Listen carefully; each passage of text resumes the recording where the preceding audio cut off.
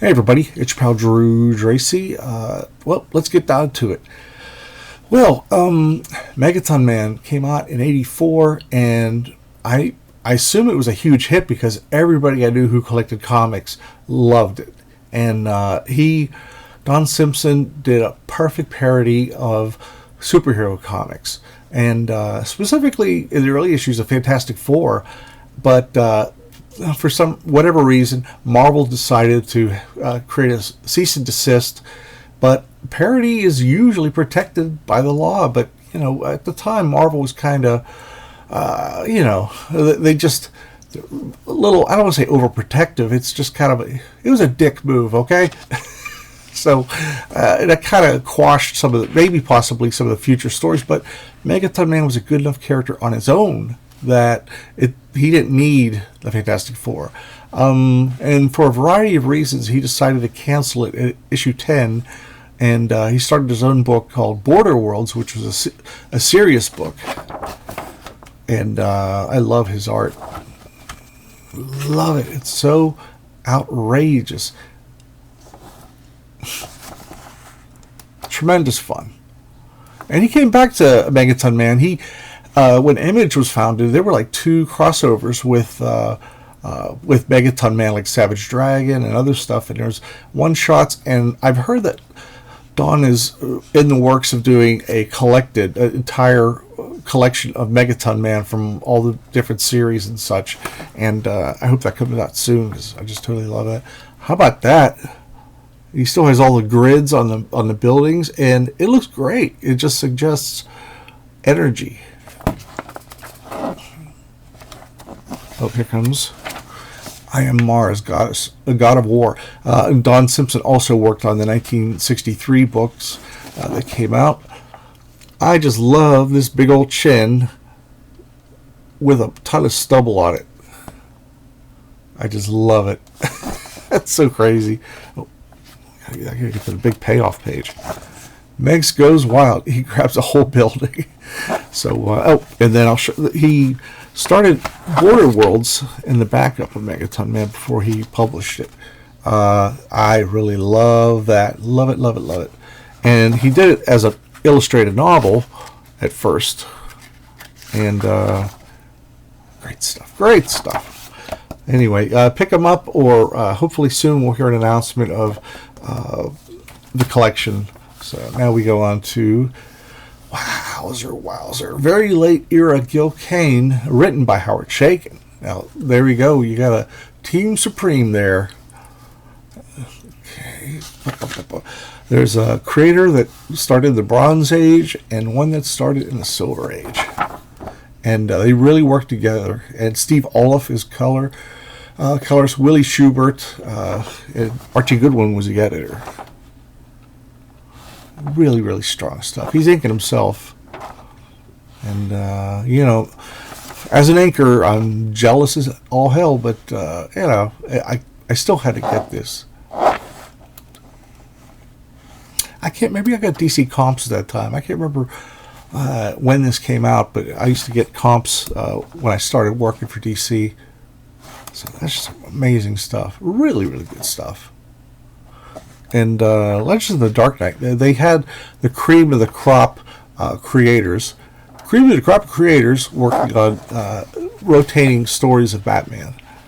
Rotating creators on this Batman title. You know what else is pretty wild about this? When this came out in 1990, it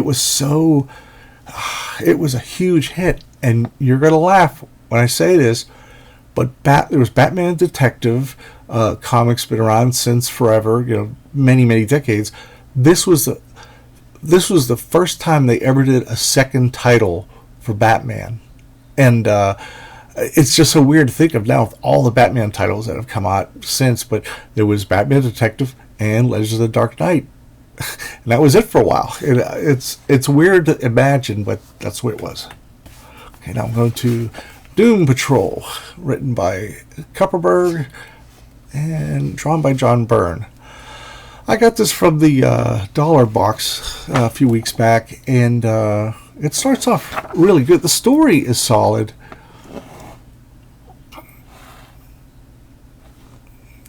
Yeah, Paul Kupperberg.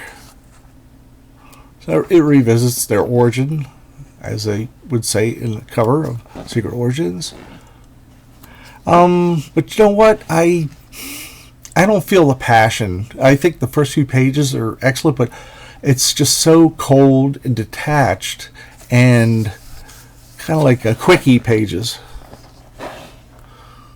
You know, like all of a sudden backgrounds drop and made a lot of dead air. I mean, you can see it's like established with strong point, strong air. See, when I was inking, and this is not a very good comparison because I'm no John Byrne at all. I have all of his Marvel work and some of his DC work selectively, and but I was never into X-Men, Next Men, because he did innovate so much, but there was a point where I think he ran out of tricks, only because he threw so many out there, especially during Fantastic Four, so by the time he came to DC, I really didn't care. I picked up the first few issues. There we go. See.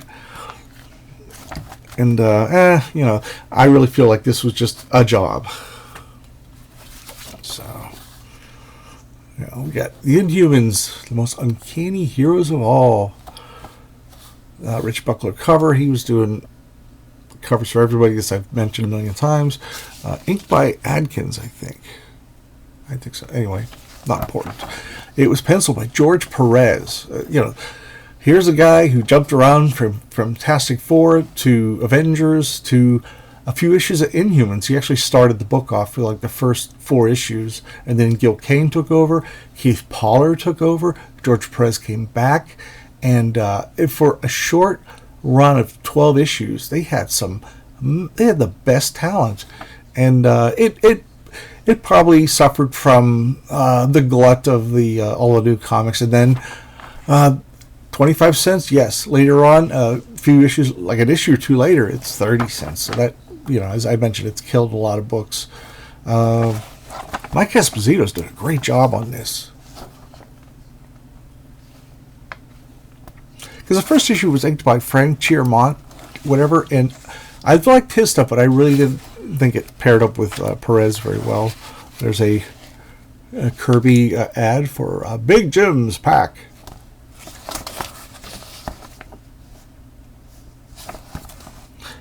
And it's so dumb, but I liked it that they were a family of sort of superheroes. I love the costumes, but later on when Paul Jenkins and Jay Lee did the miniseries, it was great, but in my head it was almost like an alternate reality. So, a Marvel Value Stamp. Yes, indeed. Ooh, I don't have this one. I don't think I do. I just discovered it. Hang on, everybody. La la la la. Okay. Oh, come on. There.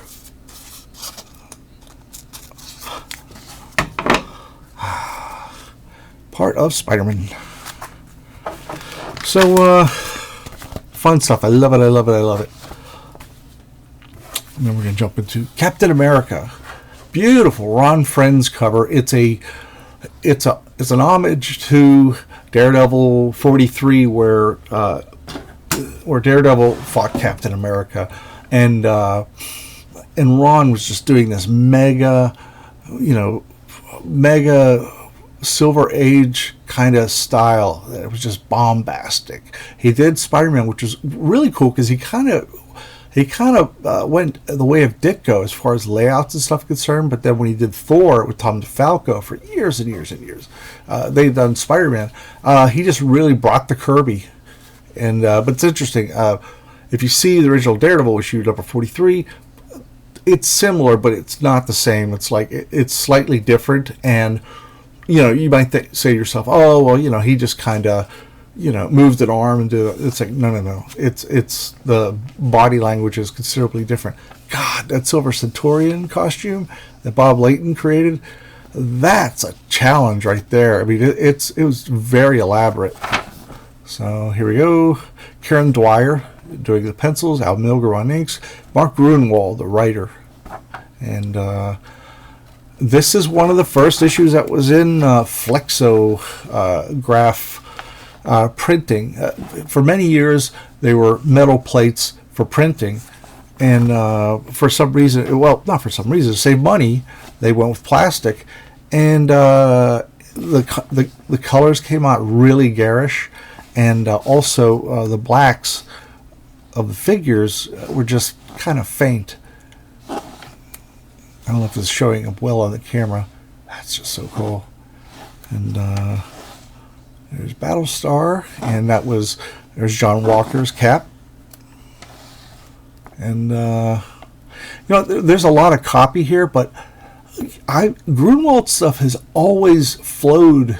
I've always, if he has a very wordy page, he has a lot to say, and it's really enjoyable. I don't, there's some people that'll like stop a book, stop it dead, but not Grunwald, and who we lost way too early.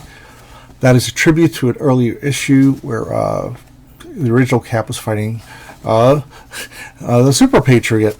So it's another homage. Listen to me. Oh, Serpent Society.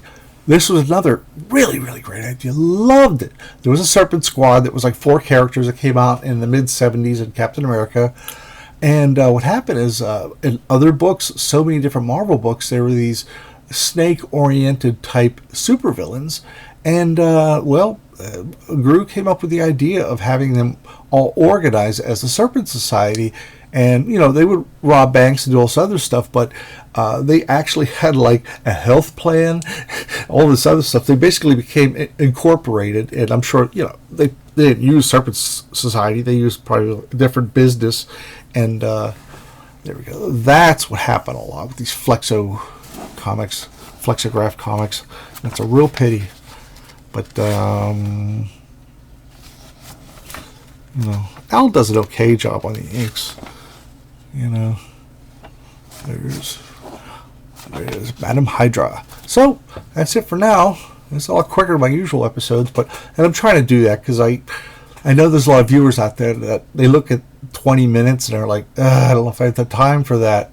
So, but I'm going to try and be a little more direct and not necessarily show every panel or every page. So let me know what you think about shorter episodes or the regular length, about 20 minutes. And please leave comments below. If you haven't subscribed already, please subscribe and spread the word and share with friends.